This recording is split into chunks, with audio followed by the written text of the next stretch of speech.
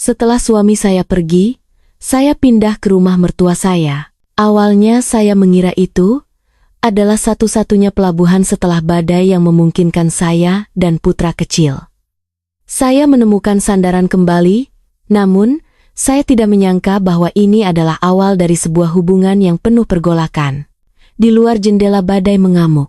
Sementara di dalam rumah, karena pemadaman listrik, suasana tenggelam dalam keheningan yang lebih dalam dari malam itu sendiri.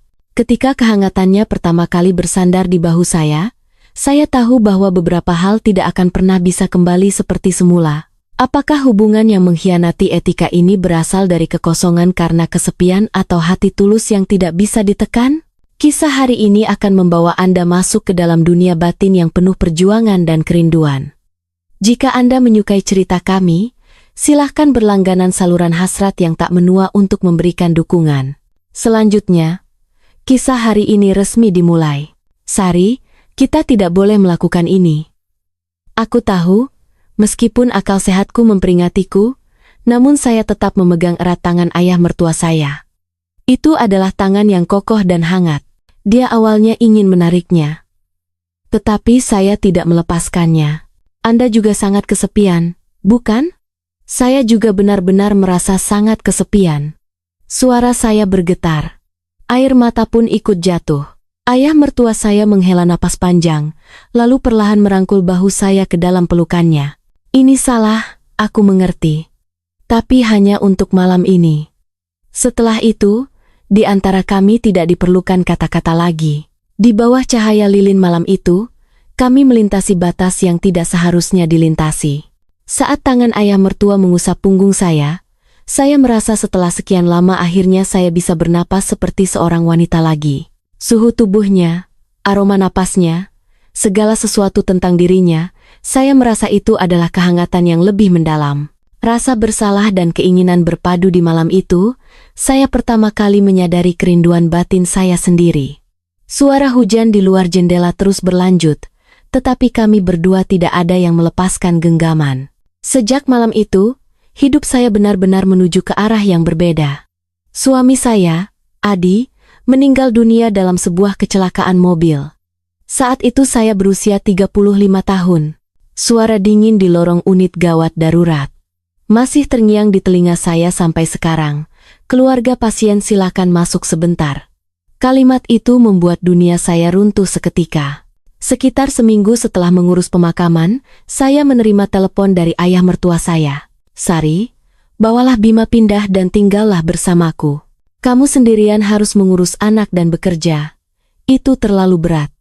Tidak apa-apa ayah, saya bisa sendiri. Bicara apa kamu? Kamu bekerja sebagai perawat sangat melelahkan. Bagaimana aku bisa tenang? Cepatlah kemari, kita hidup bersama. Nada bicara ayah mertua sangat tegas. Sejujurnya, saat itu saya memang merasa sangat bimbang. Saya membawa putra saya tinggal di sebuah kamar kontrakan kecil, bekerja siang dan malam namun hidup tetap sangat sulit. Bima saat itu baru berusia 8 tahun, bahkan tidak sanggup untuk mengikuti bimbingan belajar. Saya bahkan seringkali terlalu sibuk sampai tidak sempat menyiapkan makan malam yang layak untuknya. Tapi ini akan sangat merepotkan Anda. Merepotkan apa? Kamu adalah keluargaku. Bima adalah cucuku. Jangan banyak bicara lagi. Cepat kemasi barang-barang dan datanglah. Begitulah akhirnya saya membawa putra saya pindah ke rumah ayah mertua. Ayah mertua bernama Pak Budi, tahun ini berusia 63 tahun. Dia adalah seorang pensiunan guru olahraga. Ibu mertua sudah meninggal sebelum kami menikah. Jadi ayah mertua selalu hidup sendirian. Rumahnya lebih besar dari yang saya bayangkan. Sebuah rumah tingkat 2 di daerah pinggiran kota yang tenang. Ayah mertua tinggal di kamar utama di lantai 1, dan memberikan 2 kamar di lantai 2 untuk saya dan Bima. Ini adalah kamarmu, di sebelahnya adalah kamar Bima. Jika ada sesuatu yang tidak terbiasa, katakan padaku kapan saja. Terima kasih banyak ayah. Anak bodoh, kita semua keluarga, untuk apa bicara seperti itu? Biar aku yang masak, kamu fokuslah bekerja. Meskipun ayah mertua tidak banyak bicara, dia adalah orang yang memiliki hati yang sangat hangat. Malam pertama melihat makan malam yang dia siapkan, Saya terkejut. Di meja makan ada sayur lodeh, ayam goreng, sambal, dan dadar jagung. Sulit dipercaya ini adalah masakan dari seorang pria yang tinggal sendirian. Setiap hidangan dibuat dengan sangat teliti. Bima, ayo makan yang banyak, ini semua kakek buatkan khusus untukmu. Wah, enak sekali kek, Bima makan dengan lahap. Pak Budi melihat cucunya dengan wajah penuh senyuman yang hangat. Tapi melihat senyuman itu, hati saya malah terasa sesak. Jika saja Adi masih ada, alangkah baiknya. Teringat akan suami. Tenggorokan saya terasa tersumbat. Saya menundukkan kepala dan diam-diam menyuap nasi. Sari, kamu baik-baik saja? Ayah mertua bertanya dengan lembut. Ya, tidak apa-apa. Hanya saja makanannya terlalu enak. Saya berbohong. Bagaimana mungkin saya baik-baik saja? Tetapi saya tetap memaksakan sebuah senyuman. Saya tidak ingin terlihat terlalu rapuh di depan ayah mertua. Malam itu, saya sendirian di kamar lantai 2, memandang keluar jendela. Cahaya bulan menyinari halaman rumah yang sunyi. Dari lantai bawah sayup-sayup terdengar suara televisi. Ayah mertua mungkin sedang menonton berita. Ternyata dia selama ini selalu sendirian seperti itu. Ibu mertua sudah pergi lebih dari 10 tahun yang lalu. Selama bertahun-tahun ini, ayah mertua menjaga rumah ini sendirian. Saya tiba-tiba merasa dia pasti juga sangat kesepian. Keesokan paginya, saya bangun lebih awal ingin menyiapkan sarapan di dapur. Tidak disangka ayah mertua sudah sibuk di sana. Ayah, biar saya saja. Tidak usah. Kamu masih harus bekerja. Cepatlah bersiap-siap. Aku yang buat lebih cepat, jangan khawatir. Pak Budi tersenyum sambil membantu menyendokkan sayur. Gerakannya sangat mahir. Saat itu, hati saya merasa dialiri kehangatan. Setelah selesai sarapan, saat saya bersiap berangkat kerja, Bima memegang tangan saya. Mama, aku akan baik-baik di rumah bersama kakek. Mama jangan khawatir, anak pintar, dengarkan kata kakek ya. Bima mengangguk patuh lalu berlari ke arah ayah mertua. Pak Budi dengan lembut mengusap kepalanya dengan senyuman. Melihat pemandangan ini, muncul perasaan aneh di hati saya. Ayah mertua benar-benar orang yang sangat baik. Itu bukan sekadar rasa terima kasih yang sederhana, melainkan semacam getaran yang sulit diungkapkan dengan kata-kata. Tetapi saya segera menepis pikiran itu, dan berusaha untuk tidak memikirkannya lebih jauh. Seminggu berlalu, hidup berjalan dengan tenang. Suatu malam, saya sedang mencuci piring di dapur, sambil melihat ayah mertua dan Bima bermain catur di ruang tamu. Hari-hari berlalu dengan sangat damai, tetapi suatu malam saya bermimpi yang aneh. Dalam mimpi itu, ada seseorang yang memeluk saya dari belakang. Pelukan itu sangat luas dan hangat. Saya mengira itu adalah suami saya, tetapi saat menoleh, yang terlihat adalah wajah ayah mertua. Sari, tidak apa-apa, ada aku di sini. Dia membisikkan kata-kata itu di telinga saya. Suara itu begitu lembut, sehingga saya tidak tahan untuk tidak tenggelam di dalamnya. Kemudian saya tiba-tiba terbangun. Jantung saya berdetak sangat kencang. Seluruh tubuh berkeringat dingin. Bagaimana saya bisa bermimpi seperti itu? Saya menutup wajah dengan tangan, merasa sangat malu. Saya tidak percaya diri saya bisa memimpikan ayah mertua dengan cara seperti itu. Saya pasti sudah gila. Suami saya baru pergi 1 tahun lebih. Saya menggelengkan kepala dengan kuat. Sejak hari itu, saya mulai tidak berani menatap langsung mata ayah mertua. Itu adalah rasa bersalah yang kuat. Namun yang aneh adalah, ayah mertua sepertinya juga menghindari saya. Tidak peduli di meja makan atau saat berpapasan di ruang tamu, setiap kali mata kami bertemu, dia akan segera mengalihkan pandangan. Mungkinkah dia juga menyadari sesuatu? Begitu pikiran itu muncul, jantung saya berdegup kencang. Apakah itu rasa takut atau penantian? Saya sendiri pun tidak bisa membedakannya. Suatu malam saat saya sedang mencuci piring, ayah mertua masuk ke dapur. Sari, ada apa dengan tanganmu? Ah, tidak apa-apa. Tadi saat membantu pasien tidak sengaja tergores. Jari saya ditempeli plester. Saya tidak menyangka dia memperhatikannya. Ayah mertua memegang tangan saya. Pada saat itu napas saya hampir berhenti. Saat tangannya membungkus tangan saya seolah ada aliran listrik melewati seluruh tubuh. Harus lebih hati-hati, pekerjaan perawat itu sangat berat. Tidak apa-apa, saya awalnya ingin segera menarik tangan. Tetapi ayah mertua tidak langsung melepaskannya.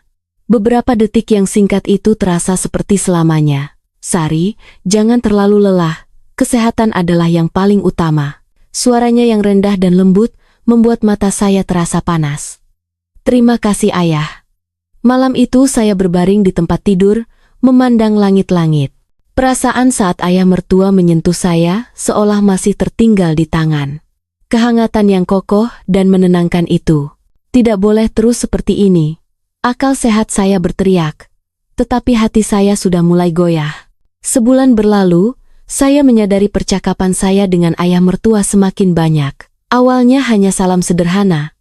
Tanpa disadari kami mulai sering minum teh bersama setelah makan malam dan mengobrol tentang berbagai hal dalam hidup. Sari, apakah pekerjaan hari ini lancar? Agak lelah. Ada pasien yang sulit bergerak. Saya terus memapahnya sampai pinggang agak sakit. Kalau begitu tidak boleh dibiarkan. Harus ditempeli koyo baru bisa. Ayah mertua berkata sambil mengambil koyo dari laci. Ini sangat efektif. Terima kasih ayah. Saya baru saja ingin mengambilnya. Ayah mertua berkata lagi. Biar aku yang tempelkan. Kalau sendiri tidak akan pas. Tidak usah. Saya bisa sendiri. Saya terkejut dan melambaikan tangan menolak. Hanya membayangkan tangan ayah mertua menyentuh punggung saya, jantung saya berdetak seolah akan meledak. Begitu ya? Kalau begitu tempelkan sendiri dengan baik ya? Ayah mertua tampak sedikit kecewa dan tersenyum. Melihat senyuman itu, saya kembali merasakan perasaan aneh. Mungkinkah ayah mertua juga menyukai saya? Saya segera menggelengkan kepala dan mengatakan pada diri sendiri bahwa itu tidak mungkin. Tetapi jauh di dalam hati ada secercah harapan yang mulai tumbuh. Keesokan malamnya, ayah mertua sambil menyiapkan makan malam berkata, Sari, bagaimana kalau hari ini kita bakar sate? Wah, asyik sekali, Bima berteriak kegirangan. Ayah mertua tersenyum menyiapkan panggangan, sementara saya menyiapkan lalapan dan sambal. Bima, kakek bakarkan untukmu, makan yang banyak ya. Pak Budi dengan mahir membakar daging. Suara percikan minyak dan aroma harum segera memenuhi seluruh rumah. Saya membungkus daging dengan lalapan untuk Bima. Sari, kamu juga makanlah sedikit. Ayah mertua menyodorkan bungkusan daging ke depan saya.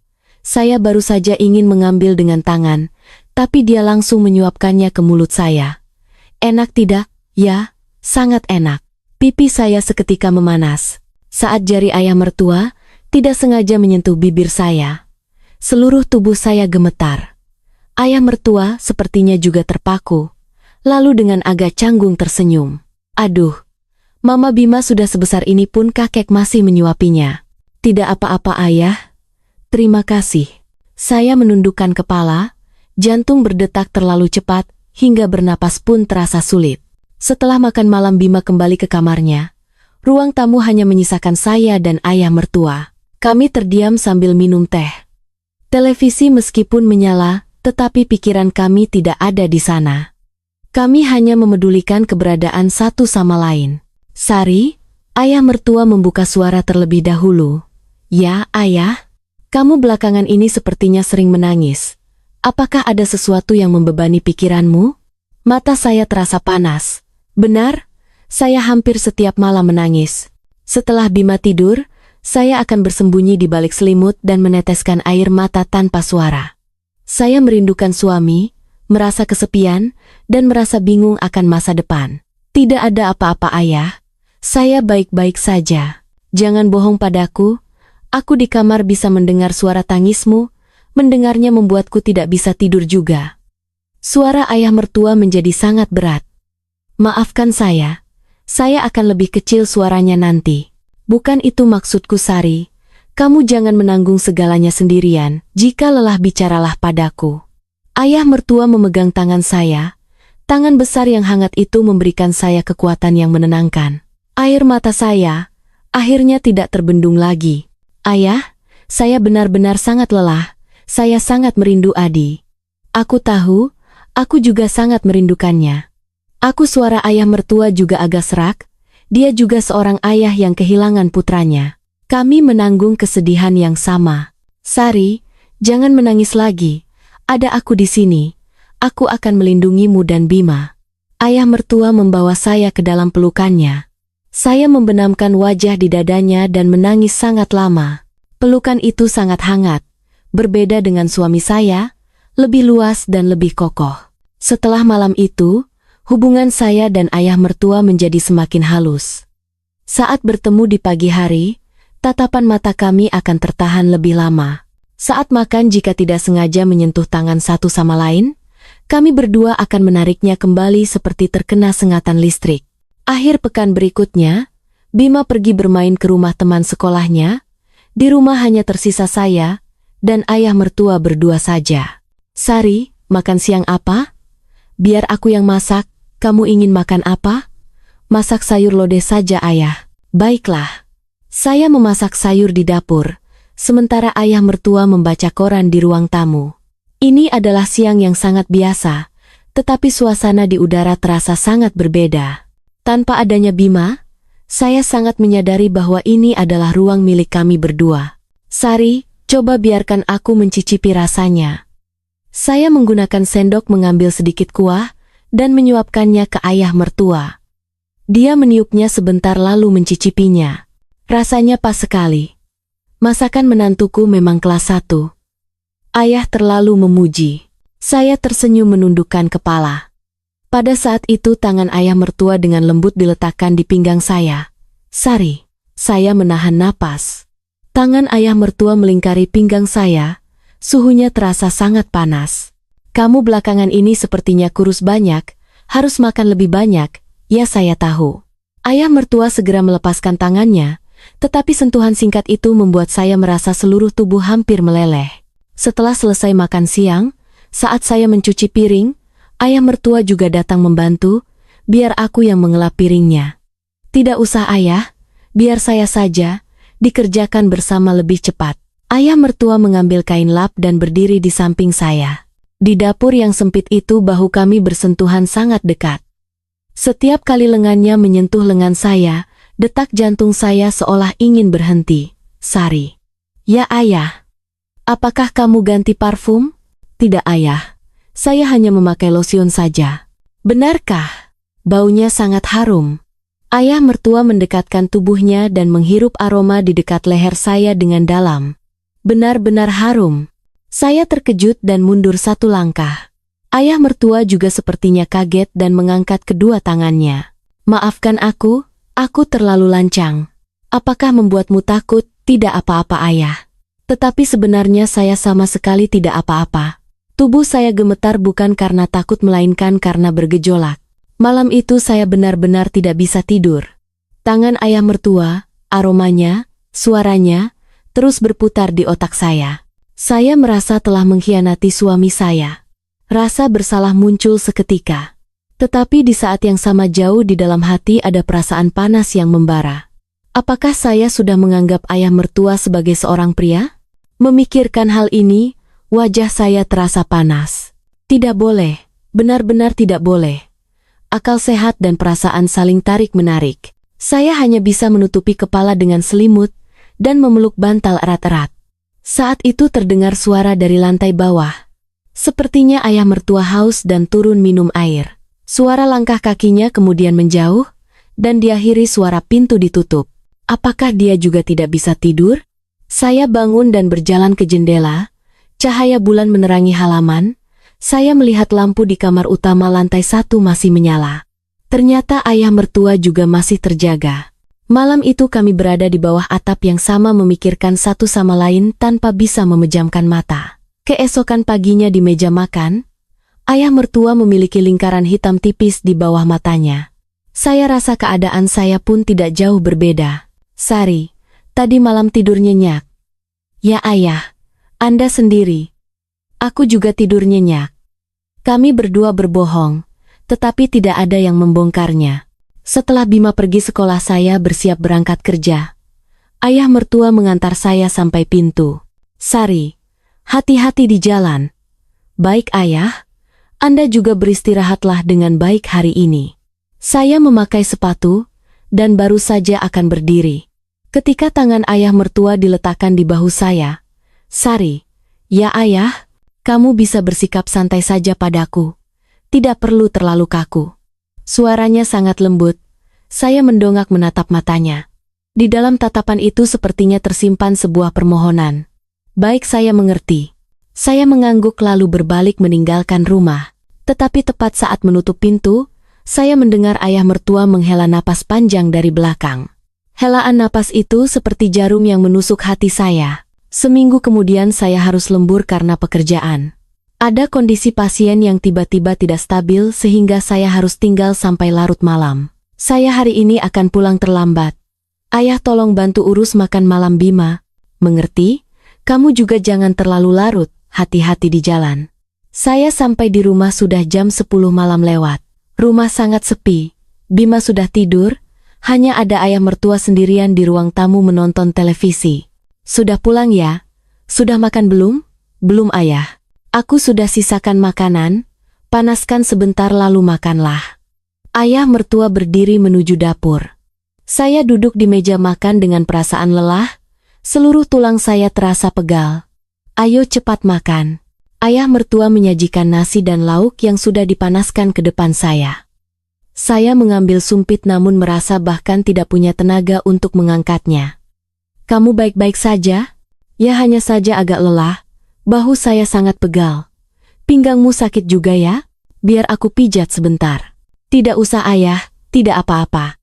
Tetapi ayah mertua sudah berjalan ke belakang saya, kedua tangannya diletakkan di bahu saya. "Jangan bergerak. Biar aku pijat sebentar saja, akan segera membaik." Tangan ayah mertua mulai memijat. Kekuatannya sangat pas. Remasan yang hangat dan bertenaga membuat otot saya perlahan rileks. Saya tidak sadar mengeluarkan suara karena merasa nyaman. Gerakan ayah mertua terhenti sejenak. "Apakah aku menyakitimu?" "Tidak. Sangat nyaman." "Benarkah? Kalau begitu aku lanjutkan." Tangannya bergerak lagi dari bahu ke leher lalu ke punggung belakang. Seiring tangannya terus turun ke bawah, napas saya menjadi semakin cepat. "Sari, di sini benar-benar sangat kaku. Pekerjaanmu pasti sangat melelahkan ya? Jangan terlalu memaksakan diri. Kesehatan itu yang utama." Suara ayah mertua seperti bisikan di telinga saya. Pada saat itu, seluruh tubuh saya merinding. "Ya, terima kasih ayah selalu menjagaku seperti ini." "Anak bodoh. Bukankah ini sudah seharusnya?" Tangan ayah mertua berhenti, saya perlahan menolehkan kepala tepat berpapasan dengan pandangannya. Di matanya ada sesuatu yang belum pernah saya lihat sebelumnya. Itu adalah kerinduan yang sangat kuat. Saya tahu saat ini tatapan mata saya pasti juga sama. "Sari," ayah mertua memanggil nama saya, suaranya serak dan bergetar. "Ya ayah, aku minta maaf." "Kenapa ayah bicara begitu? Belakangan ini aku selalu tidak bisa menahan diri. Menatapmu dengan cara yang tidak biasa, tidak lagi menganggapmu sebagai menantu." Pengakuan ayah mertua membuat detak jantung saya berhenti seketika. Saya juga. Kalimat itu terlontar begitu saja tanpa sempat dipikirkan. Saya juga tidak lagi menganggap Anda sebagai ayah mertua, melainkan sebagai seorang pria. Suasana membeku. Kami saling menatap. Di dalam hati kami berdua tahu hubungan ini sudah tidak bisa kembali lagi. Tetapi malam itu kami masih berhenti di sana. Ayah mertua melepaskan tangannya dan mundur selangkah. "Maafkan aku. Kamu lelah? Beristirahatlah lebih awal." Saya mengangguk tetapi seluruh tubuh gemetar. Malam itu saya berbaring di kamar membungkus diri dengan selimut. Saya mendengar suara langkah kaki ayah mertua di bawah, lalu suara pintu ditutup. Semuanya kembali sunyi. Tetapi di dalam kesunyian ini, kerinduan kami satu sama lain seperti pusaran air yang semakin dalam menyeret kami. Itu seperti ketenangan sebelum badai besar datang. Waktu itu kebetulan musim hujan. Sejak pagi di luar sudah turun hujan deras. Langit mendung seolah ingin runtuh. "Sari, hari ini keluar jangan lupa bawa payung." "Baik ayah, terima kasih." Di pintu depan ayah mertua memberikan payung besar kepada saya. Saat jari kami bersentuhan, kami berdua saling menatap lalu segera mengalihkan pandangan. Semenjak pengakuan waktu itu, hubungan kami menjadi lebih sengaja menjaga jarak. Pembicaraan berkurang, bahkan waktu saling menatap pun menjadi singkat. Tetapi semakin seperti itu, ketegangan di udara justru semakin kuat. Malam itu saat saya pulang kerja, hujan menjadi lebih besar. Kilat menyambar langit malam disertai suara guntur yang menggelegar. Mama, aku takut. Bima memeluk saya erat. Saya menenangkannya. Tidak apa-apa Bima, Mama di sini. Kakek sepertinya juga takut. Kakek ada di mana? Dia ada di kamar. Saya menidurkan Bima terlebih dahulu baru turun ke ruang tamu. Saat itu sudah jam 9 malam lewat. Ayah mertua duduk sendirian di sofa dengan tenang membaca buku. Bima sudah tidur? Ya, akhirnya tertidur juga. Hujan ini benar-benar besar. Sepertinya tidak akan berhenti malam ini. Ayah mertua memandang keluar jendela. Sekelebat kilat menyambar diikuti suara guntur yang sangat keras. Tepat saat itu, semua lampu di rumah padam. Mati lampu, astaga saya terkejut dan berdiri dari sofa. Di depan mata gelap gulita tidak terlihat apapun. Sari, jangan bergerak. Aku pergi ambil lilin. Tidak lama kemudian, muncul setitik cahaya redup. Ayah mertua membawa lilin dan berjalan mendekat. Di sini masih ada satu batang lagi, kamu bawalah ke kamar untuk digunakan. Baik, terima kasih ayah. Saya menerima lilin itu, tetapi tidak punya keberanian untuk naik ke lantai 2 sendirian. Berada di kegelapan membuat saya merasa takut. Saya agak takut, tidak berani sendirian di atas. Saya mengakui ketakutan saya. Saya sejak kecil memang takut gelap, apalagi di malam badai seperti ini. Kalau begitu tinggallah di sini, kita bersama di ruang tamu. Baik, saya kembali duduk di sofa. Ayah mertua juga duduk di samping saya. Sebatang lilin menerangi ruang kecil di antara kami. Nyalimu kecil sekali ya Sari. Saya sejak kecil memang begini. Memalukan ya? Tidak, malah terlihat cukup manis. Ayah mertua tersenyum. Tawanya menghangatkan hati saya. Kembali terjadi kilat yang disertai guntur dahsyat. Saya ketakutan dan menciutkan tubuh. Tidak apa-apa, jangan takut. Ayah mertua mengulurkan tangan merangkul bahu saya, lengannya sangat kuat memberikan rasa aman yang penuh. Secara alami saya menyandarkan kepala di pelukannya. Ayah, bolehkah saya tetap seperti ini? Boleh. Karena kamu takut bukan? Kami duduk dalam diam. Hanya ada suara hujan yang memukul jendela, cahaya lilin bergoyang di malam hari. Pelukan ayah mertua terlalu hangat, berbeda dengan pelukan suami, lebih luas, lebih kokoh, dan lebih membuat tenang.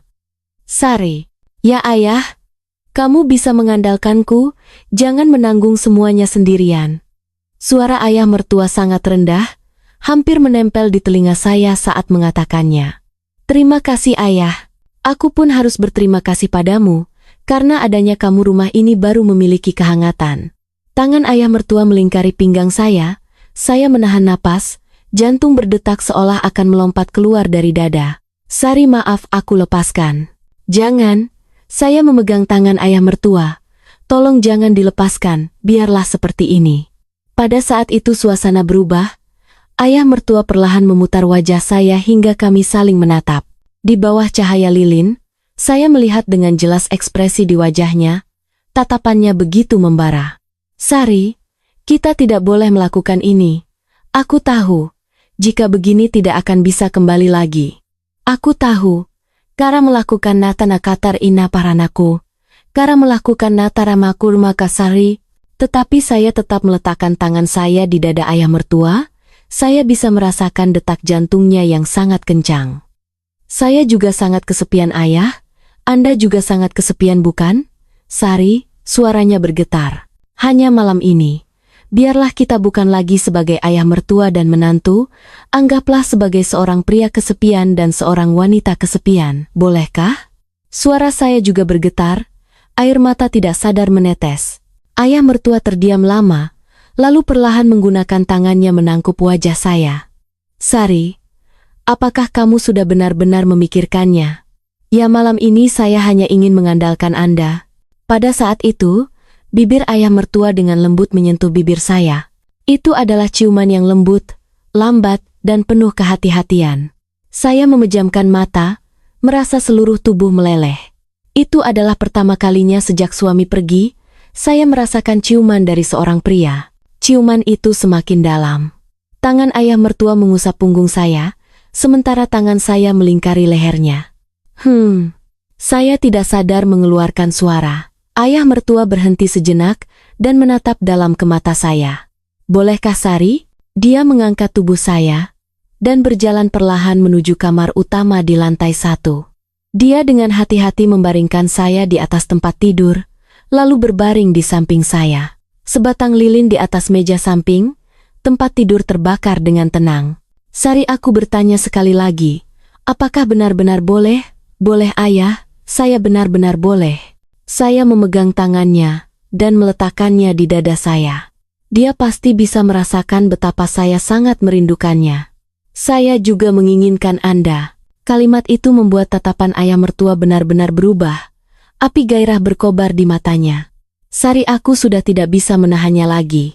Kalau begitu jangan ditahan.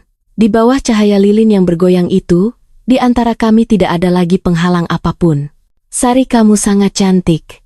Benar-benar sangat cantik. Bisikan ayah mertua membuat pipi saya memanas. Bahkan suami pun belum pernah mengatakan kata-kata seperti itu kepada saya. Tatapan matanya begitu berbeda. Saya juga perlahan menanggalkan pakaiannya. Dia adalah mantan guru olahraga. Bentuk tubuhnya sangat tegap. Meskipun sudah berumur tetapi tetap sangat atletis. Sari, ya ayah. Apakah aku akan lebih baik daripada Adi? Hati saya terasa sesak. Ternyata dia pun merasa tidak tenang. Dia takut dibandingkan dengan putranya sendiri yang sudah meninggal. Ayah, tidak bisa dibandingkan ayah. Anda adalah Anda. Ayah, saya menangkup wajahnya dan menciumnya dalam-dalam. Malam itu kami menggunakan cara yang paling primitif untuk mengisi kekosongan batin masing-masing. Itu adalah sebuah eksplorasi yang penuh kehati-hatian namun penuh gairah. Oh Sari, aku sangat mencintaimu. Tangannya menjelajahi tubuh saya, suhunya hampir membakar saya. Di dalam kelembutannya saya gemetar menyerahkan diri sepenuhnya pada perasaan ini. Di luar badai mengamuk, sementara di dalam kamar hanya ada suara napas kami yang memburu dan perasaan yang mendalam yang menyatu. Pada saat itu seolah-olah dunia terhenti. Lama setelah itu kami berpelukan menenangkan napas. Ayah mertua membelai rambut saya. Sari, apakah kamu menyesal? Saya tidak tahu. Tetapi malam ini saya bahagia. Aku pun begitu. Ayah mertua memeluk saya erat. Sari, maafkan aku. Seharusnya aku melindungimu, tapi ternyata bukan. Akulah yang pertama kali mendekati Anda. Aku pun menginginkan ini. Kami berbaring dalam diam sampai cahaya lilin perlahan padam.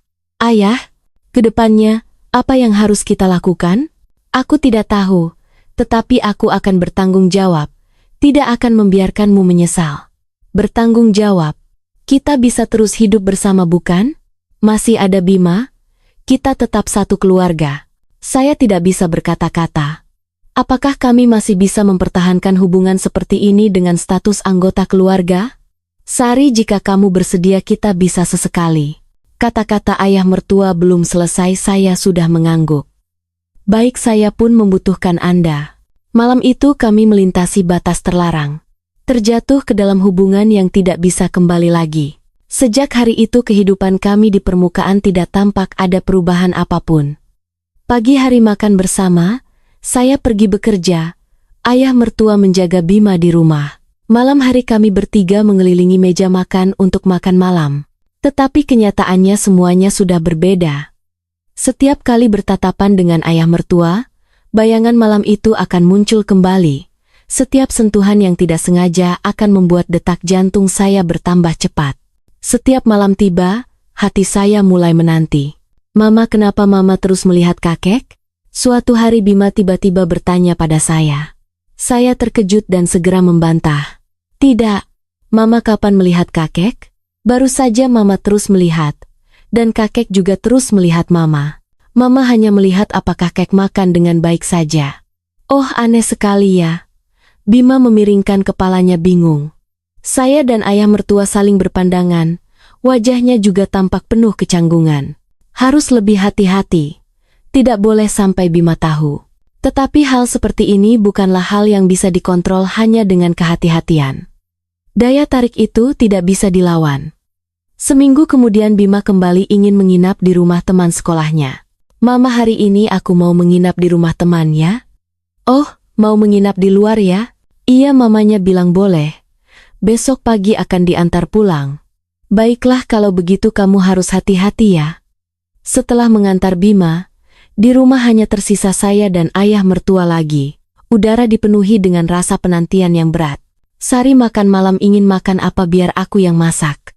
Saya berjalan ke dapur namun sama sekali tidak bisa fokus. Hanya dengan mengetahui ayah mertua ada di ruang tamu, jantung saya sudah berdetak sangat cepat. Makan malam berlangsung sangat tenang. Kami hampir tidak berbicara tetapi tatapan mata kami terus bertemu di udara. "Sari, ya? Malam ini Bima tidak ada." Suara ayah mertua rendah dan serak. Saya menahan napas. "Ya. Mau datang ke kamarku?" Pertanyaan itu membuat pipi saya seketika merah merona. "Baik." Saat saya menjawab, ayah mertua langsung berdiri memegang tangan saya dan membawa saya langsung masuk ke kamarnya. Begitu pintu ditutup dia langsung memeluk saya erat. "Aku memikirkanmu sepanjang minggu ini." "Aku pun begitu, ayah." Kami dengan tergesa-gesa menanggalkan pakaian masing-masing dan jatuh ke tempat tidur. Kali ini tidak lagi seperti malam pertama yang penuh kehati-hatian, melainkan lebih intens dan penuh gairah. "Sari, aku tidak bisa hidup tanpamu." Ayah, aku pun begitu. Malam itu kami melepaskan perasaan yang telah lama terpendam, tanpa sisa sampai dini hari baru berhenti. "Terima kasih ayah telah membuat saya merasa masih hidup. Kamu yang terlalu cantik, Sari. Aku tidak pernah menyangka diri sendiri bisa sebahagia ini lagi." Ayah mertua memeluk saya dan berbisik di telinga. Dalam pelukannya saya benar-benar meleleh. Keesokan paginya Bima kembali. "Mama, aku pulang." "Mainnya senang Bima?" "Iya, seru sekali." Bima menceritakan pengalamannya dengan antusias. Saya tersenyum mendengarnya, namun di hati ada beban batu besar yang menekan. Ini salah. Jika sampai Bima tahu, rasa bersalah terus bermunculan. Tetapi setiap kali melihat ayah mertua, rasa bersalah itu akan segera tenggelam oleh hasrat. Kehidupan seperti ini berlangsung sekitar 1 bulan. Suatu hari adik perempuan ayah mertua yaitu Tante Rini tiba-tiba berkunjung. "Kak, sudah lama tidak bertemu." "Rini, kenapa tiba-tiba datang?" "Tidak apa-apa, hanya ingin menengokmu saja." "Sari juga ada di sini ya?" Tante Rini meskipun sudah berumur 60 tahun, tapi tatapan matanya sangat tajam. Saya masih ingat ketika awal saya menikah, dia pernah memperhatikan saya dengan sangat teliti. "Tante, apa kabar?" "Aduh, ini Sari ya, sudah lama tidak bertemu. Selama ini kamu pasti lelah ya?" "Tidak, Tante. Ayah sangat menjaga saya." "Benarkah?" Tante Rini menatap ayah mertua sejenak, tatapan itu memiliki arti yang dalam. Saat makan malam Tante Rini mengobrol banyak hal. Sambil mengobrol tiba-tiba dia melihat saya, lalu melihat ayah mertua kemudian berkata, "Kak, kamu dan Sari hubungannya sangat baik ya? Tentu saja kami kan satu keluarga." "Ya, memang benar. Tapi ekspresi wajahmu sekarang berbeda dari dulu, sepertinya jauh lebih ceria."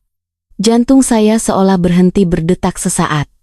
Ayah mertua juga tampak sedikit panik.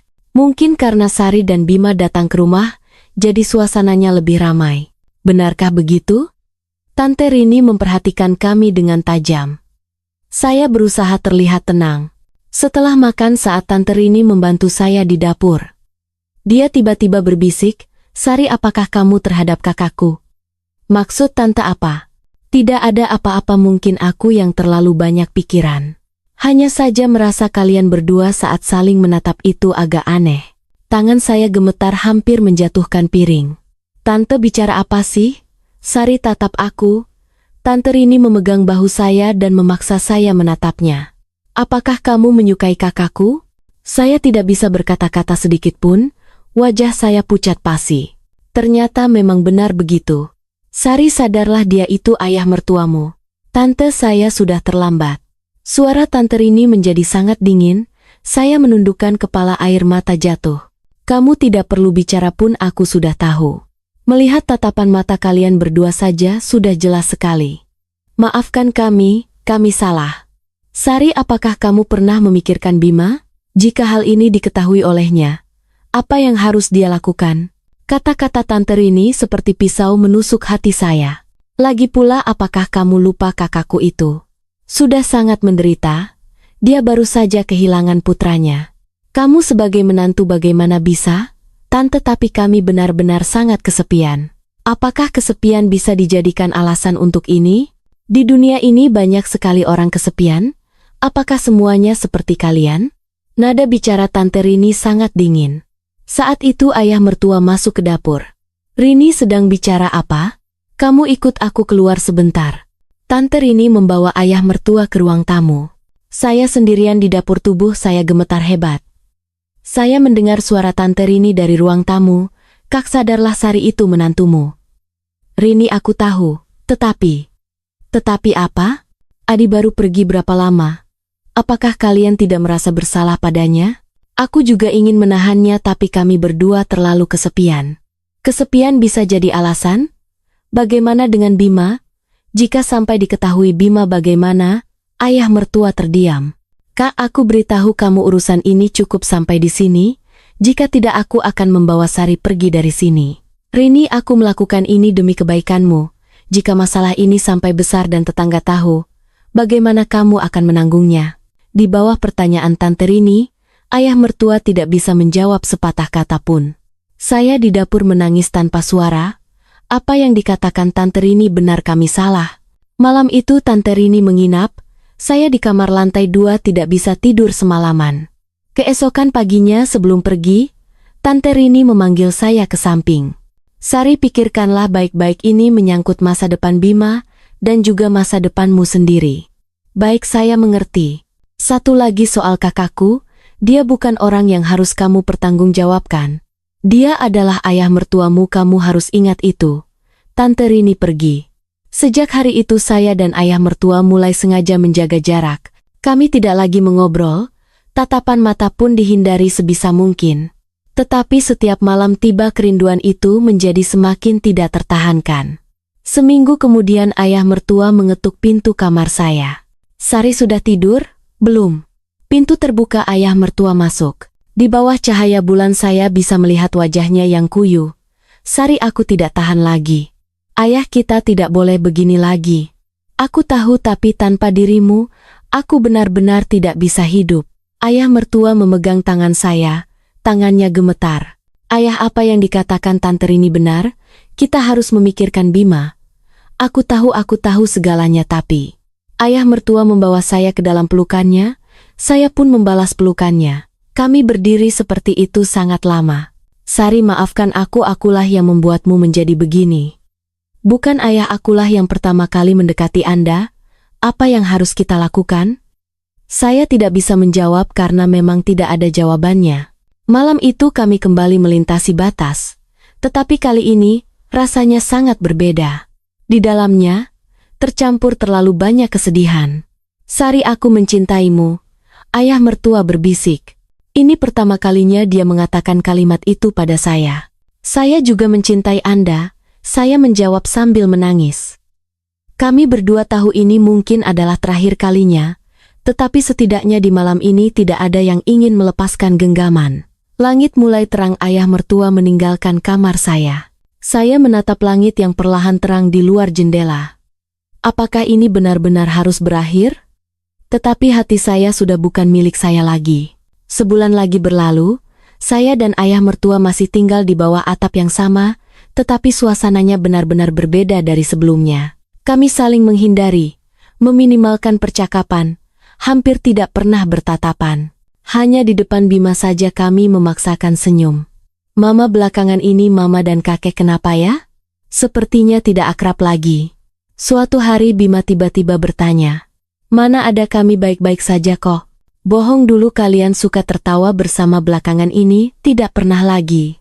Pengamatan anak kecil memang selalu sangat tajam. Saya tersenyum canggung dan berkata karena mama belakangan ini sibuk kerja. Jadi tidak ada waktu menemani kakek. Kalau begitu mama harus lebih baik pada kakek ya. Kakek belakangan ini terlihat sangat sedih. Kata-kata Bima membuat hati saya perih. Malam itu saya turun mencari ayah mertua. Dia duduk sendirian di sofa menatap kosong ke televisi. Oh, belum tidur ya Sari? Bima bilang Anda terlihat sangat sedih. Ayah mertua tersenyum pahit. Anak itu matanya tajam sekali ya. Ayah, kita tahu terus begini tidak akan bisa. Aku tahu. Ayah mertua menghela napas. Sari, aku hampir gila karena kamu. Ingin melihat tapi tidak boleh. Ingin memeluk tapi tidak bisa. Saya pun begitu. Tetapi kita masih punya Bima. Ya Bima. Kami terdiam sangat lama. Sari, ya? Mungkin jika kita berpisah akan lebih baik. Kalimat itu membuat jantung saya seperti diremas. Bawalah Bima pindah dari sini, carilah tempat baru dan mulailah hidup baru. Anda bicara apa? Jika terus begini kita berdua akan gila, lebih baik jaga jarak demi kebaikan bersama. Suara ayah mertua bergetar. Air mata saya jatuh. Saya tidak mau, saya tidak ingin pergi. Sari, ayah, tanpa Anda saya tidak bisa hidup. Saya berlari memeluknya. Ayah mertua pun membalas pelukan saya erat. Aku pun begitu. Aku pun tidak bisa hidup tanpamu. Tapi kita tidak bisa terus hidup seperti ini. Kami berpelukan sambil menangis lama sekali. Malam itu adalah terakhir kalinya. Kami memastikan perasaan masing-masing, seolah sebuah perpisahan yang penuh keputusasaan. Sari, aku benar-benar mencintaimu. Saya juga mencintai Anda. Sampai pagi hari pun, kami tidak melepaskan satu sama lain. Keesokan harinya saya memantapkan hati membawa Bima meninggalkan rumah ini. Ayah, minggu depan saya akan pindah. Baiklah jika kamu sudah memikirkannya dengan matang. Nada suara ayah mertua sangat tenang tapi matanya memerah. Sudah dapat tempatnya? Ya, di daerah tempat tinggal saya dulu saya menyewa kamar kecil. Baik, nanti saat pindahan aku akan bantu. Terima kasih ayah. Di antara kami tidak ada lagi percakapan lebih jauh. 1 minggu berlalu dengan cepat, hari pindahan pun tiba. Bima merasa sangat sedih. Mama, kenapa harus pindah? Aku suka di sini. Karena mama ganti pekerjaan baru. Jika tinggal di sini terlalu jauh. Lalu kakek bagaimana? Apakah kakek ikut pergi? Tidak bisa, kakek harus tinggal di rumah. Aku tidak mau berpisah dengan kakek. Bima menangis, sebenarnya saya pun ingin menangis. Hari itu ayah mertua membantu saya mengangkat barang bawaan yang tidak seberapa ke mobil. Semuanya sudah masuk mobil. Ya, terima kasih ayah. Bima memeluk ayah mertua erat. Kakek, aku akan merindukan kakek. Bima, jangan lupa sering-sering telepon kakek ya. Iya. Saya menyuruh Bima naik ke mobil terlebih dahulu. Terakhir kali saya menatap ayah mertua. Selama ini terima kasih banyak ayah. Seharusnya aku yang berterima kasih Sari. Karena adanya kamu aku bahagia. Mata ayah mertua berkaca-kaca. Saya pergi. Saya naik ke mobil, menyalakan mesin dan perlahan pergi. Dari kaca spion, saya melihat ayah mertua terus berdiri di tempat melambaikan tangan ke arah saya. Saya juga menangis sambil melambaikan tangan padanya. Mobil semakin jauh, sosok ayah mertua semakin kecil sampai akhirnya menghilang. Mama menangis ya? Tidak, ini ada debu masuk ke mata. Saya mengusap air mata. Sampai di rumah baru, yang berupa kamar kos kecil dibandingkan rumah ayah mertua, tempat ini benar-benar sangat sempit. Mama, nanti kita tinggal di sini ya? Iya, kita berdua tinggal di sini saja sudah cukup kok. Tapi aku lebih suka rumah kakek. Bima terlihat sangat kecewa. Malam itu setelah Bima tidur, saya sendirian menatap keluar jendela. Bulan menggantung tinggi di langit. Tiba-tiba ponsel berbunyi. Itu telepon dari ayah mertua. Halo Sari, sudah sampai rumah? Ya, sudah sampai. Bima sudah tidur. Syukurlah. Kedua ujung telepon terdiam sesaat. Sari, ya? Kamu tidak ada di rumah, suasananya menjadi sangat sepi. Suara ayah mertua bergetar. Saya pun merasa begitu. Sari, apakah tindakan kita ini benar-benar tepat? Saya tidak tahu. Tapi mungkin ini adalah satu-satunya cara. Ya, mungkin saja. Ayah mertua menghela napas. Sari, kamu harus bahagia dan jagalah Bima baik-baik. Ya, Anda juga harus jaga kesehatan. Baik, kalau begitu aku tutup teleponnya. Baik. Telepon ditutup, saya menggenggam ponsel dengan tangis yang pecah. Sebulan telah berlalu. Saya bekerja keras di tempat kerja baru mengurus Bima. Saya membuat diri sendiri sangat sibuk agar tidak punya waktu untuk berpikir. Tetapi setiap malam tiba, sosok ayah mertua selalu muncul di pikiran saya. Saya merindukan pelukannya, suaranya, dan kehangatannya. Suatu akhir pekan Bima tiba-tiba berkata, "Mama, mari kita tengok kakek ya." Bima, kakek itu sangat sibuk. Aku sudah telepon tadi, kakek bilang tidak sibuk. Dia bilang sangat merindukan kita. Kata-kata Bima membuat jantung saya berdetak kencang.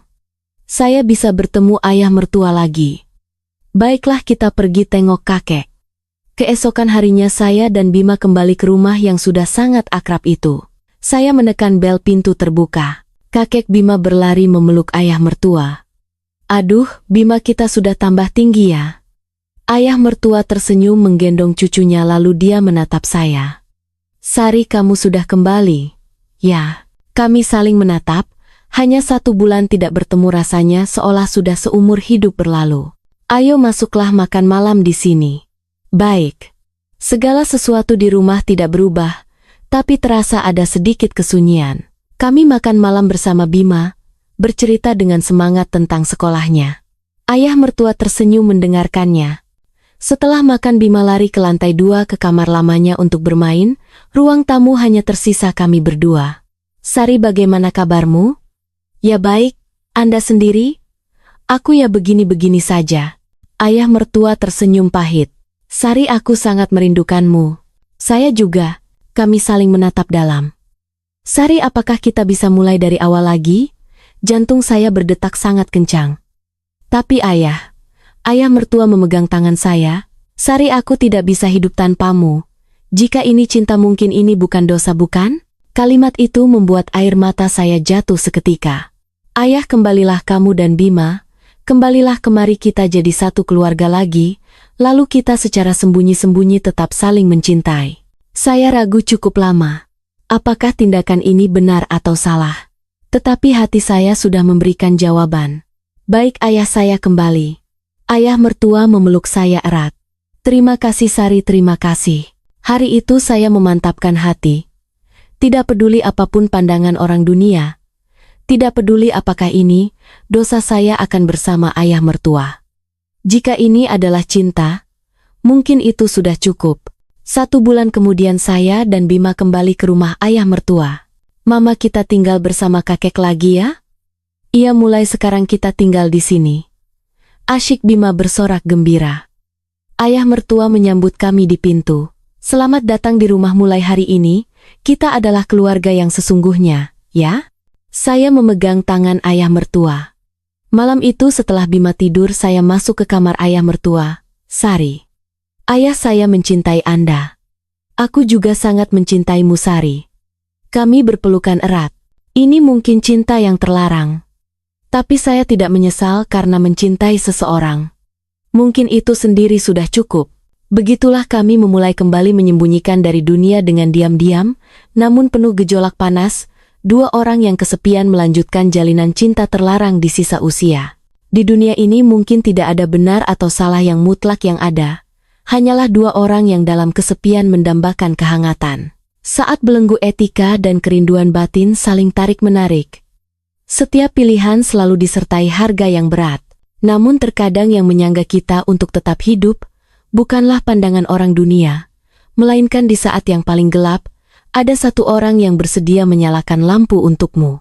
Kisah Sari dan ayah mertua mungkin tidak akan dimengerti oleh siapapun, dan ditakdirkan hanya bisa berlanjut dalam bayang-bayang kegelapan malam. Perasaan itu apakah merupakan pengkhianatan, atau sebuah bentuk penyelamatan diri? Mungkin mereka sendiri pun tidak bisa memberikan jawabannya. Mereka memilih kembali ke rumah itu, kembali ke tempat yang merupakan pelabuhan sekaligus pusaran emosi. Kali ini mereka bukan lagi sekadar anggota keluarga biasa, melainkan mereka yang berbagi sebuah rahasia besar bersama. Cinta itu sebenarnya apa? Apakah kesetiaan di dalam aturan atau saling menopang di tengah keputusasaan? Pertanyaan ini mungkin tidak memiliki jawaban standar. Namun, ia benar-benar ada di setiap hati yang mendambakan kasih sayang. Kisah hari ini berakhir sampai di sini. Jika Anda menyukainya, silakan berlangganan hasrat yang tak menua dan tekan tombol suka. Dukungan Anda adalah motivasi terbesar bagi kami untuk berkarya. Semoga hari Anda menyenangkan.